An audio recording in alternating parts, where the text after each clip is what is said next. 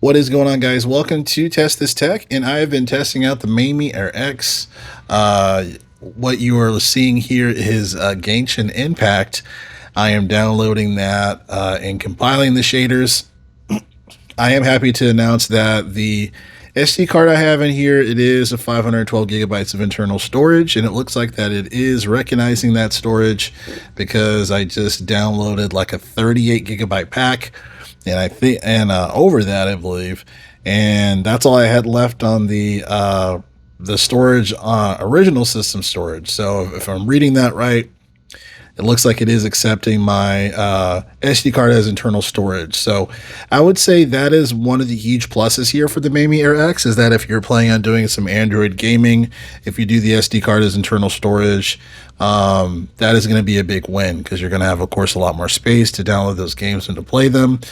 Don't know how Genshin Impact will run on here, so I will report back as this is compiling the shaders. Genshin Impact, I know it is a relatively demanding game, so we'll see what happens there. I did try Game Native, Win Later, Game Hub. Unfortunately, those are all a bust. I will give Game Native some kudos though.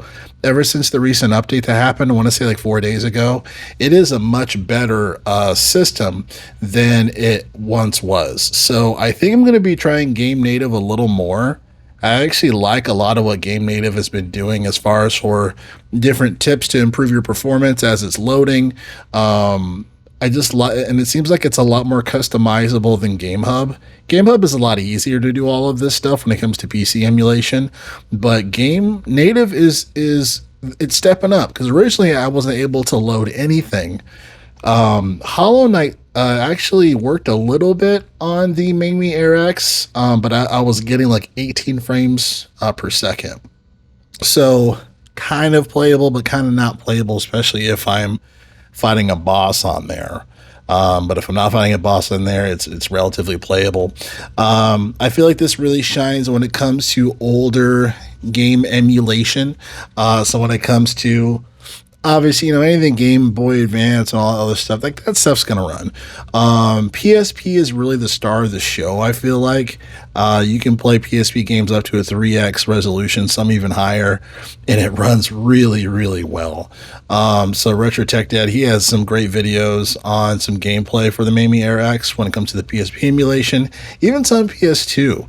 I will say some of my luck hasn't been the greatest when it comes to PS2 emulation for the Mangmi Air X.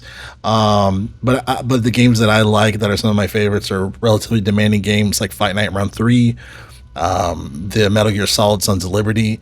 So I just need to try a little bit, less performant games. I did try San Andreas, Grand Theft Auto San Andreas, and it ran pretty well. I did have to change the E cycle, reduce the E cycle. I want to say it was -1 on both of the rates, like E cycle and like the cycle rate. But I was getting like a decent 20, 25, I want to say, frames per second, but it was in a playable state, even through the first part of the game where you're trying to race away from that gang and you're on a bike. It was relatively playable. So it wasn't really any chugging or anything like that. It was pretty smooth. And I think I had the resolution at like 2.5. So, not too bad in that particular regard. So far, this is cool. So far, I feel like that the Trim UI Smart Pro, this is really killing the Trim UI Smart Pro. I feel like this is everything that the Trim UI Smart Pro should have been. Just as far as obviously Android on here, the touchscreen capability, obviously, since it's Android, the ergonomics are pretty solid on this. Technically, the K56 had larger humps on the back, so some would argue that it's slightly more ergonomic. But as far as for what you're getting here, it's a pretty awesome value, I think, for $94 after shipping. That's how much I paid for it. I will do an asterisk because I did do the early bird price or the early bird offering. So once it was available at 7 p.m. Pacific Standard Time, whatever it was, I did buy it then and there. So it did come with the case that I showed in the first video. And it's funny, these are actually the Retro Pocket Flip 2 sticks, analog sticks. I swapped the caps out for more comfort.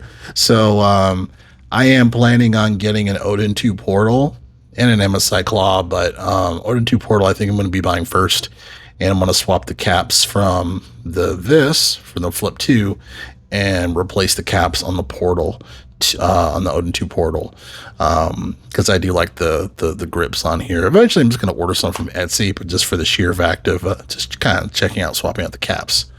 So that's been the current experience here. I know this isn't the most exciting screen here. It's compiling the shaders, but I'm just going to give it, let it do its thing. And then I will have another video of some Android gameplay testing. Just for clarity, I don't show games that I don't own when it comes to gameplay. I'll talk about them, but I'm not going to put anything on my channel that can put my channel in jeopardy. So just to be clear, I know it's a little disappointing, but when you have a YouTube channel, that's just something you have to consider. But I will be showing like some Android gameplay, try to download as much as I can, and have kind of a gameplay sesh when it comes to that. Obviously, Odin 2 Portal will be right in, so I'll be able to do some more gameplay, Game Hub testing there.